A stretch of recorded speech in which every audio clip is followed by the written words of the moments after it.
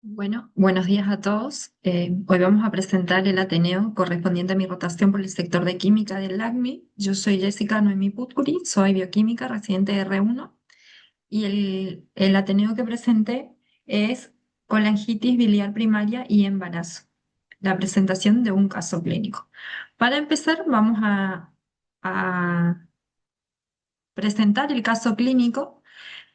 La paciente es una mujer de 19 años que ingresa el día 17 de agosto del 2020 al servicio de emergencias. Su cuadro que motivó esta consulta fue un dolor en el epigastrio, hipocondrio de tipo cólico con náuseas y vómitos, ictericias y coluria de 48 horas de evolución. En ese momento se solicitan laboratorios y estudio por imágenes.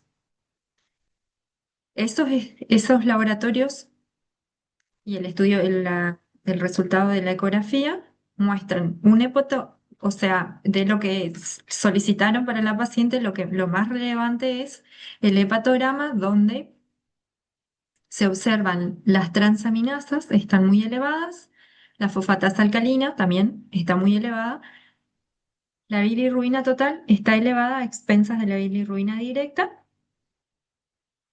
Y la ecografía muestra que el hígado está de tamaño y forma conservada, su ecoestructura también está conservada, las vías biliar intra y extrahepáticas están conservadas, pero la vesícula biliar presenta paredes finas y litiásicas múltiples. Entonces, el diagnóstico para ese momento para la paciente fue síndrome coledociano y el tratamiento de una colecistectomía laparoscópica. Transcurrió el episodio sin mayores eh, complicaciones y el alta fue dada el 22 de agosto de ese mismo año, el 2020. Bueno, para continuar la historia clínica de la paciente, el 8 de septiembre vuelve a ingresar a emergencias por un cuadro de vómitos biliosos donde se le realiza ecografía y como no tiene otras alteraciones a través de esa ecografía, le medican con metoclopramida y le dan el alta. Luego, vuelve a ingresar ese mismo año, el 14 de diciembre, por un nuevo cuadro de vómitos e ictericia, donde el diagnóstico es de síndrome coledociano intermitente. Lo que deciden es realizarle una internación para el tratamiento con antibióticos, una colangioresonancia donde no se observan alteraciones y el laboratorio para ese momento el resultó de gamma de lo que se le realizó fueron las transaminasas que están muy elevadas, la fosfatasa alcalina y los ácidos biliares también están muy elevados. Entonces, en este momento fue que le diagnosticaron como síndrome coledociano intermitente y le sugirieron que tenga una cita con la especialidad en hepatología, o sea, con el hepatólogo. Bueno, para después volvió a ingresar cuando tuvo la cita con el hepatólogo. El 3 de marzo del 2021 se realiza un nuevo laboratorio donde se vuelven a observar que las transaminasas están elevadas, la fosfatasa alcalina también está elevada. En ese momento la bilirrubina total está normal, la fosfatasa alcalina está elevada, la gamma GT, que no se había hecho en el laboratorio anterior, se observa elevada. Y en ese momento le solicitan también todo el perfil autoinmune, que los anticuerpos resultan negativos y en ese momento lo que se sospecha es de una colangitis biliar primaria o una hepatitis autoinmune. Entonces, el 15 de marzo de ese año, el servicio de patología diagnostica este hepatograma de patrón mixto, o sea, con el diagnóstico de este hepatograma de patrón mixto, donde están elevados tanto las transaminasas como las enzimas indicadoras de colestasis, y como hay una alta sospecha de colestasis biliar primaria o hepatitis autoinmune, se recurre también a la biopsia para cerrar el diagnóstico. Esta biopsia tuvo resultados el 16 de marzo de ese mismo año. Esa biopsia es una biopsia hepática por punción que Em, lo que se observa en esta biopsia es que había un daño vacuolar focal infiltrado leucocitario y tractos fibrosos porta a porta. Entonces, con todos estos resultados, más estos laboratorios que venían ya alterados por las transaminasas, tenían ya elevadas la fosfatasa alcalina también, el diagnóstico que le da el servicio de patología es de colangitis biliar primaria. Y el tratamiento que se le da es ácido urso desoxicólico y además el seguimiento por la especialidad. El- en este seguimiento, la paciente ingresa reiteradas veces al servicio del Hospital Madariaga para tratarse con el hepatólogo. Tal es así que tenemos este nuevo laboratorio que es del 9 de junio del 2021, donde vemos que si bien las transaminasas están en los valores de referencia, así como la bilirrubina total y la directa, la fosfatasa alcalina también, sus ácidos biliares permanecen elevados, así como la gamma GT y también la IgM está elevada. La paciente continúa con el seguimiento por el servicio de hepatología, pero tiene un abandono del tratamiento en marzo del 2022, a un año de su diagnóstico, y en ese momento se observa que hay una elevación de las transaminasas, la fosfatasa alcalina, los ácidos biliares y las gamma GT se encuentran elevadas, la bilirrubina todavía se encontraba dentro de los parámetros normales. En ese momento lo que hacen es reiniciar el tratamiento con el ácido urso desoxicólico y además de omeprazol, porque la paciente refiere malestares digestivos por el tratamiento. Entonces, luego,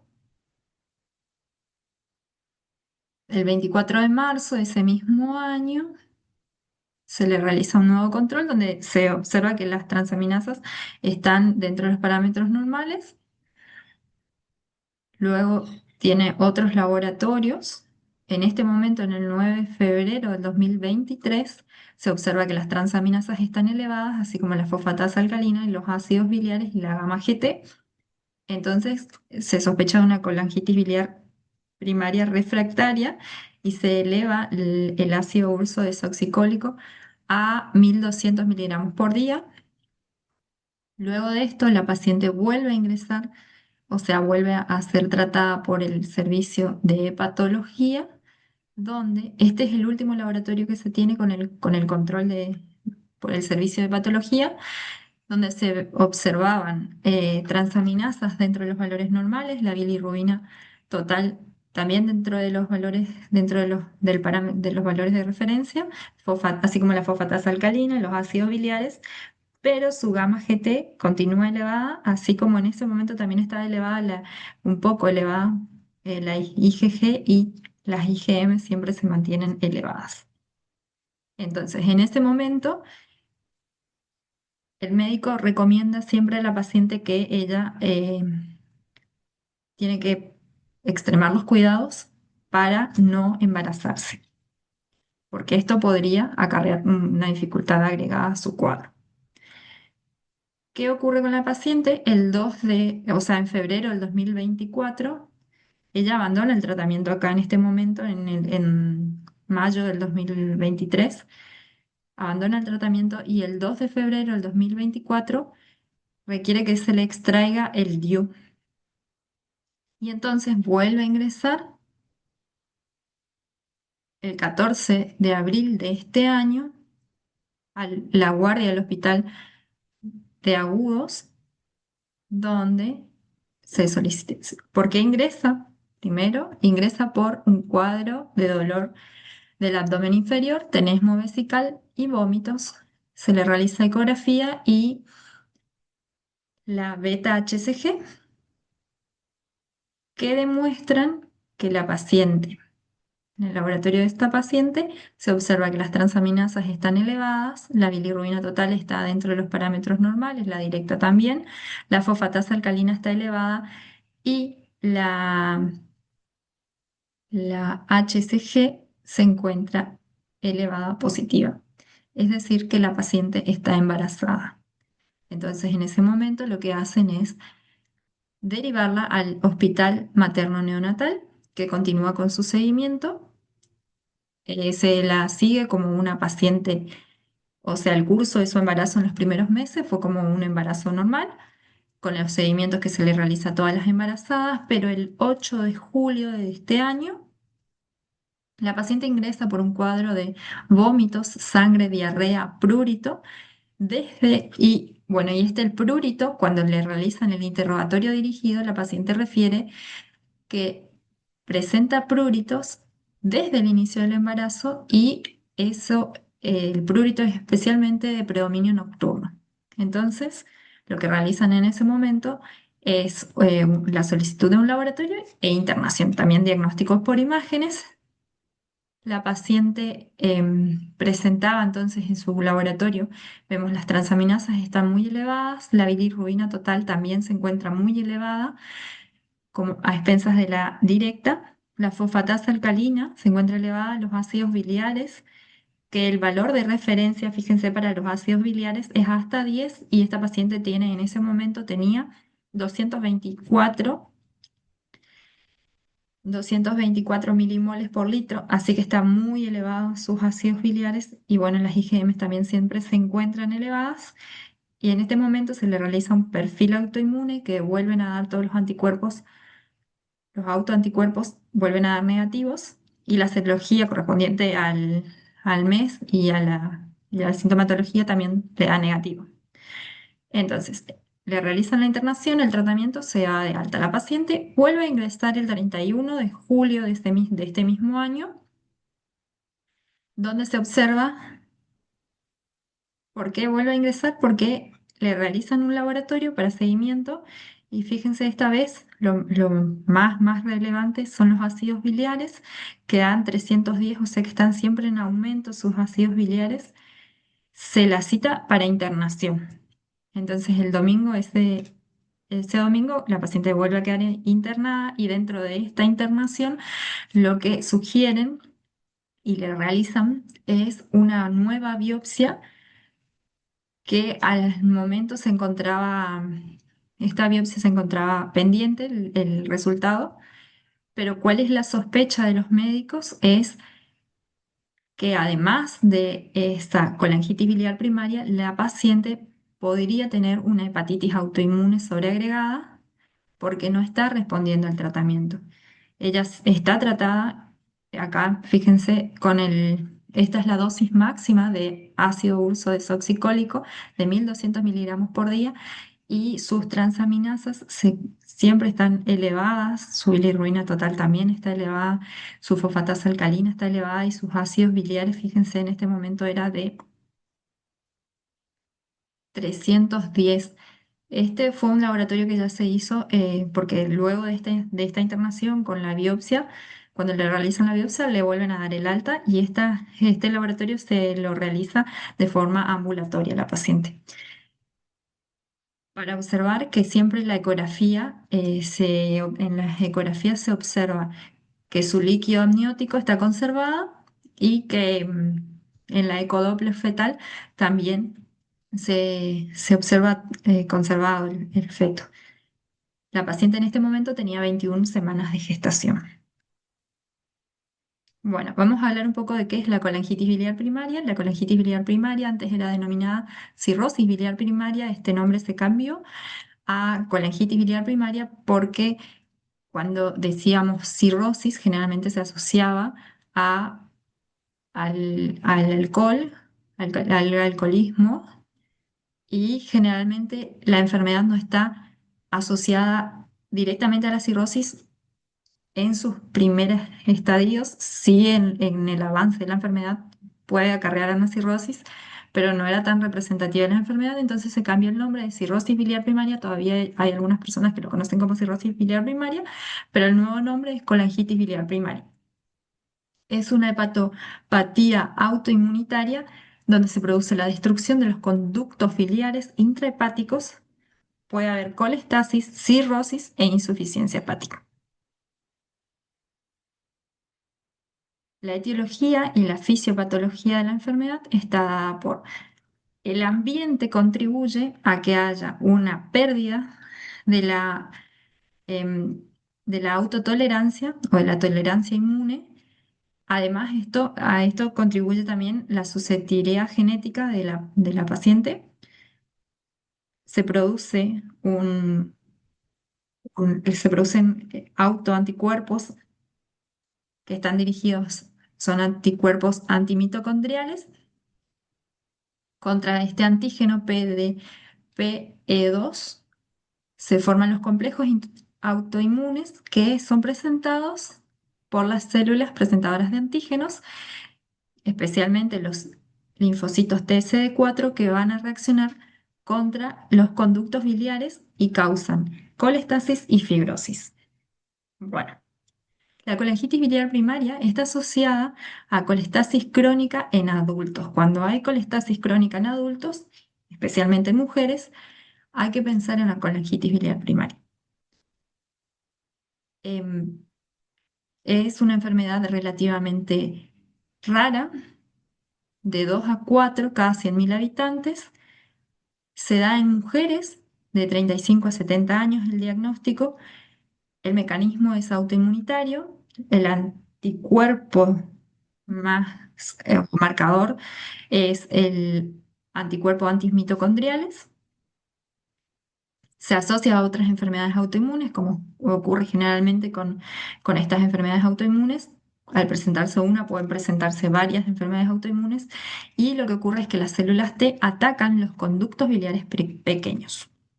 Los síntomas los signos y síntomas de la enfermedad puede presentarse el paciente de forma asintomática y ser diagnosticado porque él tiene elevadas las fosfatas alcalinas en repetidos laboratorios sin otra sintomatología y se le realiza los autoanticuerpos que dan elevados o una biopsia y da el patrón característico.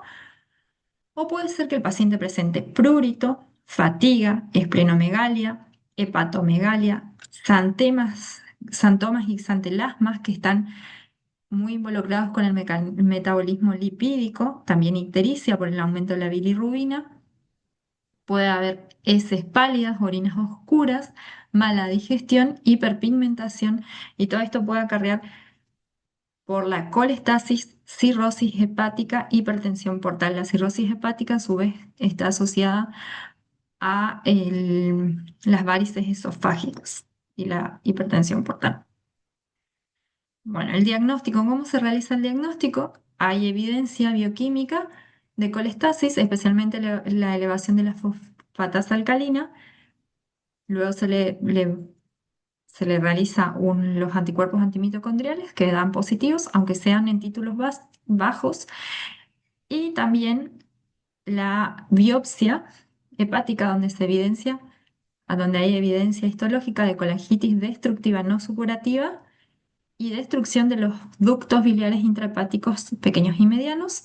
Siempre esto descartando otras causas de colestasis como ser drogas, obstrucción biliar, sarcoidosis, hepatitis autoinmune, colestasis esclerosante primaria.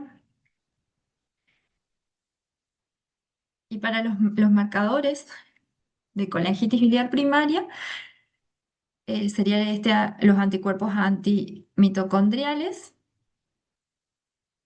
M2, pero siempre se tiene que realizar el diagnóstico en el contexto de enfermedades hepáticas autoinmunes. No pueden ser marcadores o sea, si hay contexto para la enfermedad hepática autoinmune y los marcadores estos dan positivos, entonces sí se puede sospechar de una colangitis biliar primaria. O si en las IFI los ANA son positivos con patrones específicos, puntos nucleares o nuclear periférico, luego se procede a realizar la LIA, donde dan positivos los anticuerpos anti-SP100 y anti-GP210. Eso es parte del diagnóstico. Entonces, ¿cómo se va a realizar el diagnóstico? El médico va a sospechar porque hay aumento de la fosfatasa alcalina. Se deben excluir otras causas de enfermedad hepática, incluido el alcohol y las drogas. Se realizan estudios por imágenes del hígado para excluir la obstrucción biliar. S- Se determinan los anticuerpos antimitocondriales, los antinucleares y el antimúsculo liso. Y entonces hay que considerar biopsia hepática, especialmente cuando las transaminasas son más elevadas, o sea, son 5 veces el nivel superior normal. O los anticuerpos antimitocondriales negativos. En estos casos, como en nuestra paciente, los anticuerpos antimitocondriales le dieron negativos, entonces hay que recurrir sí o sí a la biopsia. De todas maneras, los hepatólogos generalmente recurren a la biopsia para diagnosticar esta enfermedad.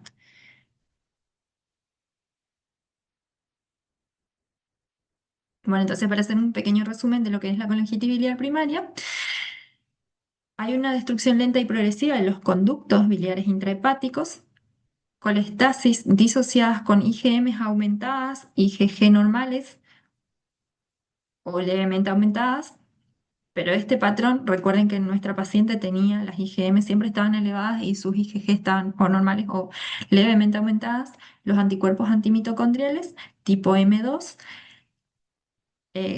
positivos, en este caso no, la paciente no presentaba esos anticuerpos, pero hay un pequeño grupo dentro de esta enfermedad que no presentan estos anticuerpos, son negativos, cero negativos. Bueno, y hay una lesión florida con inflamación y necrosis de los lobulillos.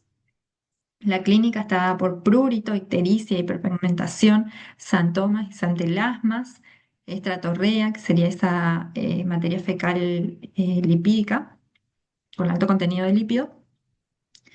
El tratamiento se realiza con el ácido ursodesoxicólico y el benzafibrato. Además puede también tratarse con colestiramina y colestipol o trasplante hepático. Generalmente los pacientes requieren de trasplante hepático si la enfermedad progresa mucho. Bueno, el factor colestásico, el patrón colestásico entonces se da por el aumento de la fosfatasa alcalina con el aumento de la gamma GTI y de las bilirrubinas totales. Esto vemos en la paciente, la fosfatasa alcalina está elevada, la gamma GT está elevada generalmente y las bilirrubinas totales están elevadas, pero también además de esto, nuestra paciente presenta las transaminasas, la GOT y la GPT elevadas también. Bueno, esta enfermedad generalmente está asociada, como dijimos, a otras enfermedades autoinmunes, como es el síndrome de Sjögren o hipotiroidismo, puede estar asociada a distintas patologías autoinmunes. ¿Cuál es el riesgo en la progresión de esta enfermedad? Es de cirrosis o hepatocarcinoma. El diagnóstico se da por colestasis o esos anticuerpos antimitocondriales positivos y una biopsia hepática. La colangioresonancia magnética es generalmente normal y el diagnóstico se da de 10 diagnósticos positivos, solamente uno es hombre, el resto son mujeres. Es mucho más predominante en mujeres que en hombres. Y la edad diagnóstico es entre 30 y 60 años. Esto también recuerden que nuestra paciente fue diagnosticada a los 19 años de edad, muy joven. Bueno, y para contarles un poco cómo se da el diagnóstico en una enfermedad hepática autoinmune, generalmente cuando ocurre algo de esto, cuando hay una alteración en el hígado, los médicos tienen que empezar a clasificar las patologías para decir, pertenece a este grupo o a este grupo. Son dos clasificaciones grandes, donde una se da por el daño hepatocelular que es causado en la hepatitis autoinmune tipo 1 y tipo 2. Y por otro lado tenemos la colestasis, que es donde está la colangitis biliar primaria o la colangitis esclerosante primaria. Que entonces tenemos ese factor gatillo, predisposición genética y la alteración da lugar a la alteración inmune que va a causar daño predominante en el tracto portal de las células de las células biliares. En ambos casos, la injuria es inmunomediada. Puede ser que el daño cause, o sea, que ese componente autoinmune cause daño en las células epiteliales biliares o que se produzca en los sinusoides hepáticos, o sea, en los hepatocitos. Si el daño se da en los hepatocitos, entonces la enfermedad es una hepatitis y tenemos las hepatitis autoinmunes. Y entonces lo que se ve en el laboratorio es una elevación de las transaminasas y la fosfatasa alcalina puede estar normal o levemente aumentada, la bilirrubina total también puede estar normal, elevada o muy elevada. Y por otro lado, en el caso de nuestra paciente, tenemos que en las colestasis lo que está elevada son, o sea, las transaminasas pueden estar normal o levemente aumentadas, pero la fosfatasa alcalina siempre está elevada y la bilirrubina total puede estar normal, elevada o muy elevada. Entonces, o cuál es la sospecha diagnóstica de la paciente en este momento? Es de un síndrome de superposición, que si bien no se conoce si son entidades distintas del todo, porque tenemos que estas hepatitis autoinmunes, fíjense ustedes en este cuadrito, las hepatitis autoinmunes y la colangitis biliar primaria, lo que tenemos es que hay un 2 a un 19% de superposición, donde hay características de la hepatitis autoinmune y también de colestasis. Entonces, podría estar tranquilamente en este grupo nuestra paciente. Por eso le volvieron a realizar una biopsia. Y el tratamiento es igual con el ácido urso desoxicólico, pero además se la trata con inmunosupresores.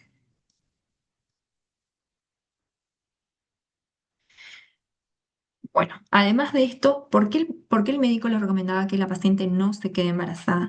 Porque las embarazadas normales, o sea, normales o sin esta patología de base, cualquier embarazada, al estar sometida a esa elevación de estrógenos y progesterona, esas hormonas interfieren en el transporte y la excreción biliar. Entonces, las embarazadas de por sí, hay una patología que se llama colestasis intrahepática gestacional, donde ocurre entre el segundo y el tercer trimestre, ocurre frecuentemente en las embarazadas, donde hay una elevación de estos ácidos biliares y que esto se puede estar superponiendo también a la enfermedad de base que tiene la paciente. El tratamiento para esta patología, para la colestasis intrahepática gestacional, es el ácido urso desoxicólico, loratadina para el prurito, y bueno, y dieta también hepatoprotectora.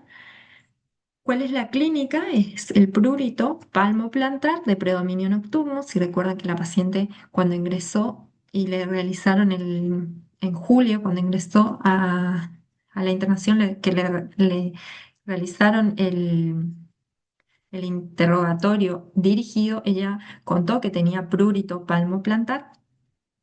El diagnóstico se da por la elevación de los ácidos biliares y cuando estos ácidos biliares están elevados en más de 10 micromoles por litro y las pruebas de función hepática, el diagnóstico diferencial se tiene que realizar con las hepatitis virales, las coledocolitiasis. También hay una patología que se llama erupción atópica del embarazo y las complicaciones que tienen estos embarazos son que ese ácido biliar puede causar citotoxicidad fetal porque atraviesa la membrana placentaria, puede causar entonces citotoxicidad fetal, un parto prematuro o la aspiración del meconio. Pero además de esto también puede generar muerte intrauterina del feto.